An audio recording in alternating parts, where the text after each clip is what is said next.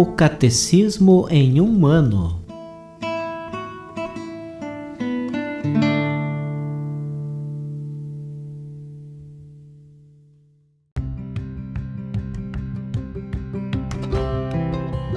Olá, eu sou o Bruno, seminarista da Diocese de Ponta Grossa, Paraná. Você está ouvindo o podcast O Catecismo em um ano. Vamos ler todo o Catecismo da Igreja Católica ao longo de 365 episódios. Estamos utilizando a tradução em português apresentada pela CNBB em 2013, baseada na edição típica em latim. Baixe o plano de leitura por meio de um link que você encontra na página do Instagram, @o Catecismo em um ano, ou na descrição deste podcast.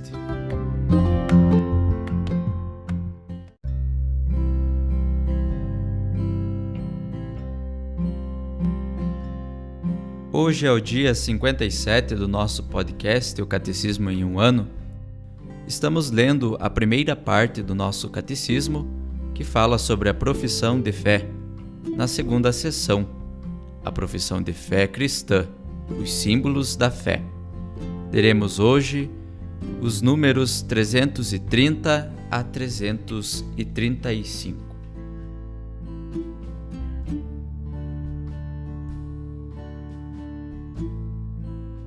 Artigo 2º. E em Jesus Cristo, seu Filho único, nosso Senhor. Jesus. Jesus quer dizer em hebraico Deus salva. No momento da anunciação, o anjo Gabriel dá-lhe como nome próprio o nome de Jesus, que exprime ao mesmo tempo sua identidade e missão. Uma vez que só Deus pode perdoar os pecados, Marcos capítulo 2, versículo 7, é Ele que em Jesus, seu Filho eterno feito homem, salvará seu povo dos pecados, Mateus capítulo 1, versículo 21. Em Jesus, portanto, Deus recapitula toda a sua história de salvação em favor dos homens.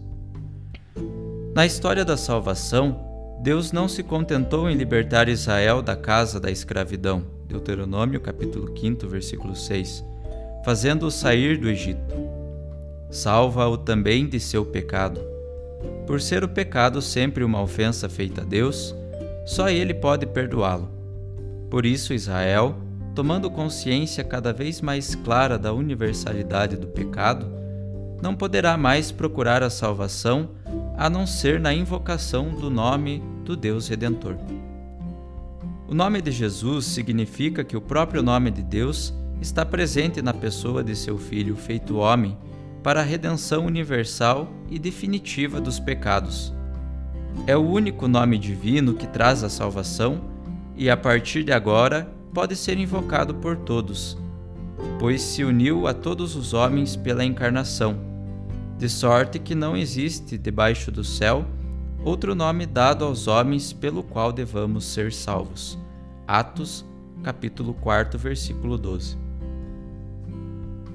O nome do Deus Salvador era invocado uma só vez por ano, pelo sumo sacerdote, para a expiação dos pecados de Israel, depois de ele aspergir o propiciatório do Santo dos Santos com o sangue do sacrifício. O propiciatório era o lugar da presença de Deus. Quando São Paulo diz de Jesus que Deus o destinou como um instrumento de propiciação por seu próprio sangue, Romanos capítulo 3, versículo 25, quer afirmar que na humanidade deste último era Deus que em Cristo reconciliava consigo o mundo. 2 Coríntios capítulo 5, versículo 19. A ressurreição de Jesus glorifica o nome do Deus Salvador, pois a partir de agora é o nome de Jesus que manifesta em plenitude o poder supremo do nome acima de todo nome. Os espíritos maus temem seu nome, e é em nome dele que os discípulos de Jesus operam milagres, pois tudo que pedem ao Pai em seu nome, o Pai lhes concede. O nome de Jesus está no cerne da oração cristã. Todas as orações litúrgicas são concluídas pela fórmula Per Domini Nostrum Iesum Christum, por nosso Senhor Jesus Cristo. A Ave Maria culmina no E bendito é o fruto do vosso ventre, Jesus. A oração oriental do coração, denominada Oração a Jesus, diz: Jesus Cristo, Filho de Deus, Senhor, tem piedade de mim, pecador. Numerosos cristãos, como Santa Joana d'Arc, morrem tendo nos lábios apenas o nome de Jesus.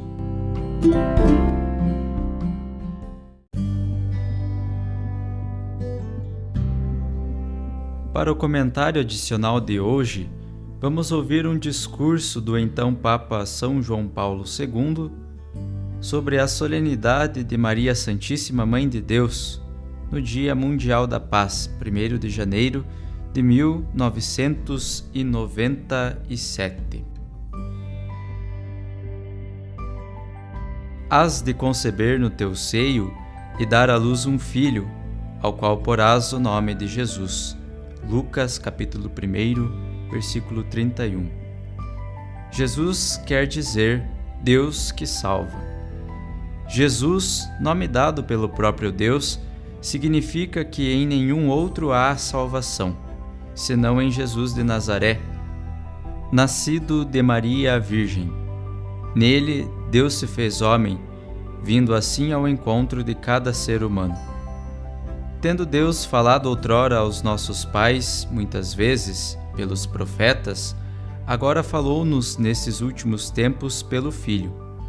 Este Filho é o Verbo eterno, consubstancial ao Pai, que se fez homem para nos revelar o Pai e para nos tornar possível a compreensão de toda a verdade acerca de nós.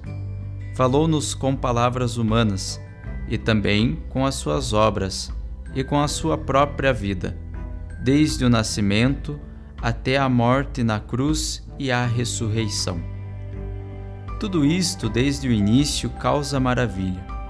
Já os pastores, vindos a Belém, se admiraram de quando tinham visto, e os outros ficaram atônitos, escutando o que eles contavam a respeito do recém-nascido, conforme Lucas, capítulo 2, versículo 18. Guiados pela intuição da fé, eles reconheceram o Messias no menino que jazia na manjedoura, e o pobre nascimento em Belém do Filho de Deus impeliu-os a proclamar com alegria a glória do Altíssimo. O nome Jesus pertencia desde o início àquele que foi chamado assim no 8º dia depois do nascimento. Num certo sentido, ao vir ao mundo, ele trouxe consigo este nome, que exprime de maneira admirável a essência e a missão do Verbo encarnado. Ele veio ao mundo para salvar a humanidade. Quando, pois, lhe foi imposto este nome, foi revelado ao mesmo tempo quem era e qual haveria de ser a sua missão. Muitos em Israel tinham este nome, mas ele teve-o de um modo único, realizando em plenitude o seu significado: Jesus de Nazaré, Salvador do mundo. São Paulo, como acabamos de escutar na segunda leitura, escreve: Ao chegar à plenitude dos tempos, Deus enviou o seu Filho, nascido de mulher, nascido sujeito à lei, para que recebêssemos a adoção de filhos.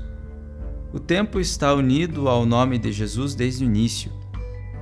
Este nome acompanha-o na sua vicissitude terrena imersa no tempo, mas sem que ele esteja submetido a ela, pois nele está a plenitude do tempo.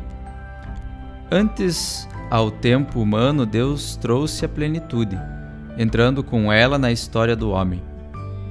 Não entrou como um conceito abstrato, entrou como o Pai que dá a vida, uma vida nova, a vida divina, aos seus filhos adotivos. Por obra de Jesus Cristo, todos nós podemos participar da vida divina, filhos no Filho, destinados à glória da eternidade. São Paulo aprofunda depois esta verdade. E porque sois filhos, Deus enviou aos nossos corações o Espírito que clama: Abba, Pai. Conforme Gálatas capítulo 4, versículo 6. Em nós homens, a filiação divina provém de Cristo e atua-se por obra do Espírito Santo. O Espírito vem para nos ensinar que somos filhos e, ao mesmo tempo, para tornar efetiva em nós esta filiação divina. O Filho é aquele que com todo o seu ser diz a Deus: Abba, Pai. Estamos a tocar aqui o ápice do mistério da nossa vida cristã. O nome cristão indica, de fato, um novo modo de ser, existir à semelhança do Filho de Deus. Como filhos no Filho, participamos na salvação, a qual não é apenas a libertação do mal, mas é, antes de tudo, plenitude do bem, do sumo bem da filiação de Deus. E é o Espírito de Deus que renova a face da terra. No primeiro dia do Ano Novo, a Igreja convida-nos a tomar consciência cada vez mais profunda disto. Convida-nos a considerar nessa luz o tempo humano. A liturgia odierna celebra a solenidade da Mãe de Deus. Maria é aquela que foi escolhida para ser mãe do Redentor, compartilhando intimamente a sua missão. Na luz do Natal, ilumina-se o mistério da sua maternidade divina. Maria, mãe de Jesus, que nasce na gruta de Belém, é também mãe de cada homem que vem ao mundo. Como não confiar a ela o ano que inicia, para implorar que seja um tempo de serenidade e de paz para a humanidade inteira? No dia em que se abre este novo ano sob o olhar de Maria, Mãe de Deus, que abençoa, invoquemos para cada um e para todos o dom da paz. Com efeito, já há diversos anos, o dia 1º de janeiro é celebrado, por iniciativa do meu venerado predecessor, o Papa Paulo VI, como Dia Mundial da Paz. Estamos aqui na Basílica Vaticana, também este ano, para implorar o dom da paz para as nações do mundo inteiro. É significativa nessa perspectiva a presença dos ilustres senhores embaixadores junto à Santa Sé, os quais saúdo com deferência. Saúdo com afeto também o presidente do Pontifício Conselho Justiça e Paz, Cardeal Roger, e todos os seus colaboradores, enquanto lhes agradeço o precioso contributo que oferecem à difusão da mensagem de paz que a Igreja não se cansa de repetir. O tema da mensagem para este dia é: oferece o perdão, recebe a paz. Como é necessário o perdão para fazer desabrochar a paz no coração de cada crente e de cada pessoa de boa vontade. Paz e perdão constitui como que um binômio inseparável. Cada pessoa de boa vontade, desejosa de trabalhar incansavelmente para a edificação da civilização do amor, deve fazer próprio este convite. Oferece o perdão, recebe a paz. A Igreja ora e trabalha pela paz em todas as dimensões, pela paz das consciências, pela paz nas famílias, pela paz entre as nações. Ela é solícita pela paz no mundo, porque é consciente de que somente na paz se pode desenvolver de modo autêntico a grande comunidade dos homens.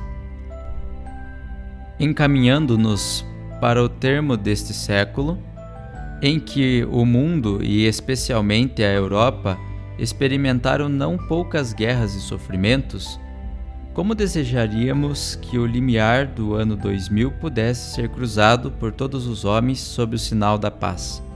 Por isto, pensando na humanidade chamada a viver outro ano de graça, repitamos com Moisés as palavras da antiga aliança: que o Senhor te abençoe e te proteja, que o Senhor faça resplandecer a sua face sobre ti e te seja benevolente, que o Senhor dirija o seu olhar para ti e te conceda a paz.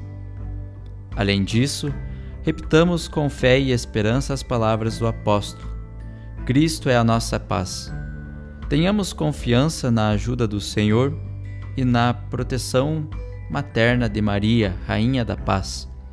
Apoiemos esta nossa esperança em Jesus, nome de salvação, dado aos homens de todas as línguas e raças. Confessando o seu nome, caminhemos confiantes rumo ao futuro, certos de que não ficaremos desiludidos se confiarmos no Santíssimo Nome de Jesus. Amém.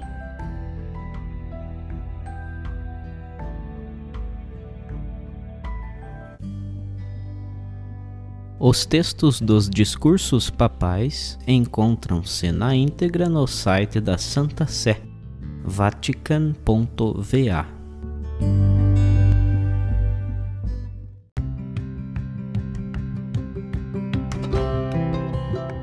Você acaba de ouvir mais um episódio do podcast O Catecismo em um Ano. Continue nesse bom propósito de aprofundar o conhecimento e a vivência da fé católica e procure participar da sua comunidade. Rezemos por todos que estão fazendo esse caminho de leitura do Catecismo. Até amanhã!